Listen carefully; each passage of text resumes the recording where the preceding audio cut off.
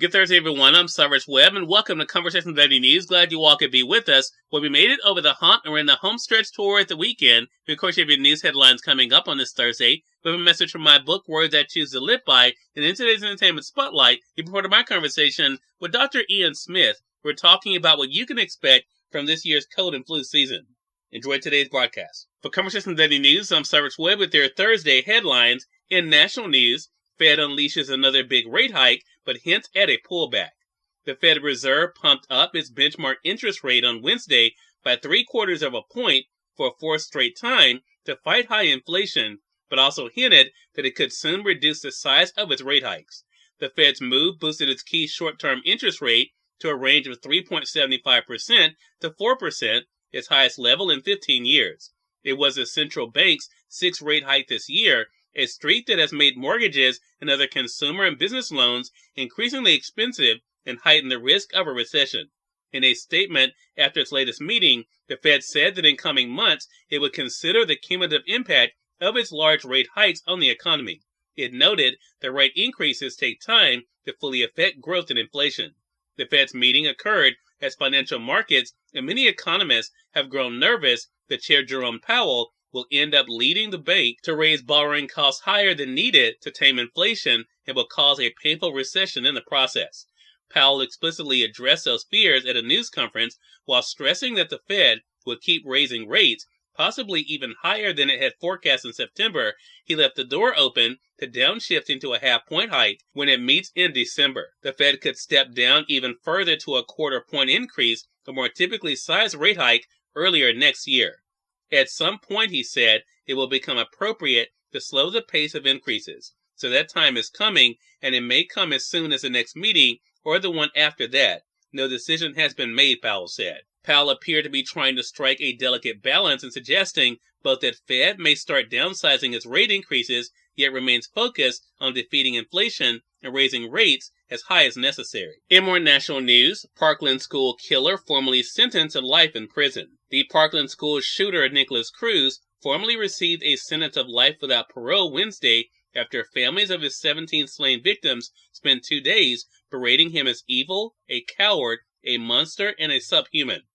Cruz, shackled and in a red jail jumpsuit, watched the judge, but showed no emotion as she sentenced him to 17 consecutive life sentences for the February 14, 2018 massacre at Marjorie Stoneman Douglas High School in suburban Fort Lauderdale, and an additional 17 terms for the attempted murders of those he wounded. The jury in Cruz's 3-month penalty trial voted 9-3 on October the 13th to sentence him to death, but Florida law requires unanimity for that sentence to be imposed.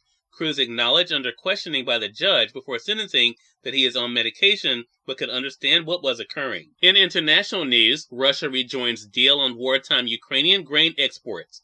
Russia agreed on Wednesday to rejoin a wartime agreement that allows Ukrainian grain and other commodities to be shipped to world markets. The UN's refugee chief, meanwhile, put the number of Ukrainians driven from their homes since the Russian invasion 8 months ago at around 14 million. It is the fastest, largest displacement witnessed in decades. And announcing that Russia would rejoin the grain pact, Vladimir Putin said Moscow had received assurances that Ukraine would not use the humanitarian corridors to attack Russian forces. He warned that Russia reserves the right to withdraw again if Kyiv breaks its word. Putin praised Turkey's mediation efforts to get the deal back on track, as well as the Turkish president's neutrality in the conflict as a whole and its efforts in ensuring the interests of the poorest countries. The Ukrainian President Zelensky also thanked Turkey's president for his active participation in maintaining the grain agreement and his unwavering support for the sovereignty and territorial integrity of Ukraine. Russia had suspended its participation in the grain deal over the weekend, citing an alleged drone attack against its Black Sea fleet in Crimea. In entertainment news, the Associated Press says the autopsy reveals Takeoff died from gunshot wounds to the head and torso. Rapper Takeoff died from gunshot wounds to the head and torso following a shooting outside a private party at a downtown Houston bowling alley, authorities announced on Wednesday. The announcement, following an autopsy by the Harris County Institute of Forensic Sciences in Houston, comes as police are still seeking the public's help in tracking down the person or persons responsible for the rapper's death on Tuesday.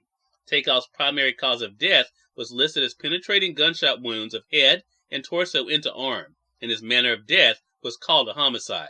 And finally, in more entertainment news, Julie Powell, food writer of Julie and Julia, dies at 49. Food writer Julie Powell, who became an internet darling after blogging for a year about making every recipe in Julia Child's Mastering the Art of French Cooking, leading to a book deal and a film adaptation, has died. She was only 49. Powell died of cardiac arrest on October 26 at her home in upstate New York, the New York Times reported. Her death was confirmed by her editor. Cyrus Webb, Conversations Daily News. It's now time for a message from my book, Words I Choose to Live By. Enjoy. Good Thursday, everyone. I'm Cyrus Webb, and welcome to Words I Choose to Live By. There are enough people out there who do not realize what you are able to accomplish. Don't spend your time doubting yourself as well. You are more valuable than you could possibly realize. It's just up to you to believe it. Have an amazing Thursday. We are part of my conversation coming up with Dr. Ian in today's Entertainment Spotlight. Stay with us. You're listening to Conversations Daily News. For Conversations Daily News, I'm Cyrus Webb with your Entertainment Spotlight. Dr. Ian Smith joined me on Conversations Live, the radio show, to talk about what you can expect this year with the cold and flu season, especially with everything else going on. Here's a bit of our conversation. What should we expect from the upcoming cold and flu season? Well, it's going to be very interesting, actually. Unfortunately, the experts are predicting that it may not be very good for us because Australia, which is who we look to see how their season was, their season runs from April to September. Their flu season is ahead of us. We look to see what their season was like, and they've had the worst season in the last 5 years, which unfortunately is not a great indicator for us. Doesn't mean necessarily it's going to happen to us, but it's a decent indicator. One of the issues, Cyrus, is that for the last 2.5 years, most people have been masked, wearing masks, and they've been deeply sanitizing, washing their hands, doing all kinds of preventive measures that for years before COVID we said that people should do to prevent the spread of cold and flu. And so, now that people are not masking as much, people are not as cautious about surfaces and touching hands and those kind of things. Now that all those kind of precautions have come down some, it's likely that we are going to experience more cold and flu illnesses. Yeah, and like I said, we're already seeing that here, coupled, of course, still dealing with the pandemic as well. Dr. Ian, so do you have any recommendations for our audience then to help people kind of navigate what could be a difficult cold and flu season? Yeah, I think that people should, if you're going to be in a crowded area, whether it's a bus, a train, a plane, if you're going to be in a room where there are a lot of people, you don't know who they are and what their illness status may be, go ahead and put a mask on to help prevent inhaling, some of those virus particles that may be out there. The other thing is, of course, please continue to wash your hands frequently. Be careful of shared surfaces, doorknobs, computers, computer mice, those kinds of things. Be careful and make sure you're wiping things down between uses. Cyrus Webb, Conversations Daily News. We thank you all for tuning into this edition of Conversations Daily News. But back to guys on tomorrow to wrap up this week. Until then, I'm your host, Cyrus Webb, saying as always, enjoy your day, enjoy your life, enjoy your world. Thank you all for choosing Conversations Daily News today. So let's go make it a great one.